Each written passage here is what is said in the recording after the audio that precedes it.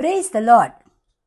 சங்கீதத்தின் புஸ்தகம் 31ஆம் அதிகாரம் 13-14 வசனங்கள் இப்படியாய் சொல்லுகிறது.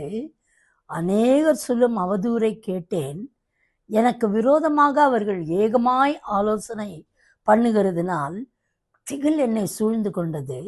என் பிராணனை வாங்க தேடுகிறார்கள்.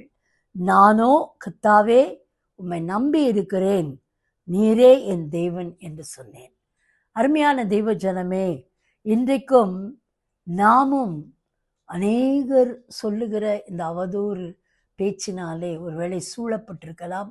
இது நிமித்தமாய் நாம் எதையும் செய்யக்கூடாதபடி வெட்கத்தோடு ஒரு துக்கத்தோடு நாம் உடைந்து நொறுங்கி ஒரு மூலையில் இருக்கலாம். அது மாத்திரம் இல்லை, சொல்றாரு, அவர்கள் ஏகமாய் ஆலோசனை பண்ணுகிறதுனாலே திகில் என்னை சூழ்ந்து கொண்டுதான்.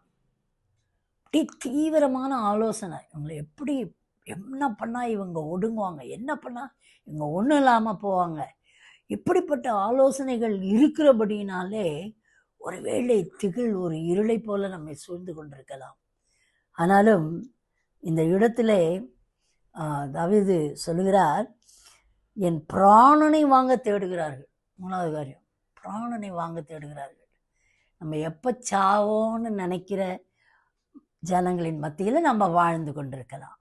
ஆனால் ஒரே ஒரு காரியம் 14 சொல்லுகிறது, நானோ கர்த்தாவே உம்மை நம்பி இருக்கிறேன், நீரே என் தேவன் என்று சொன்னேன்.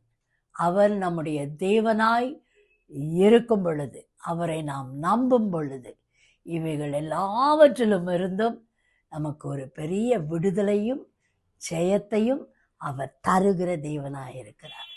May God bless you with this prophetic word today.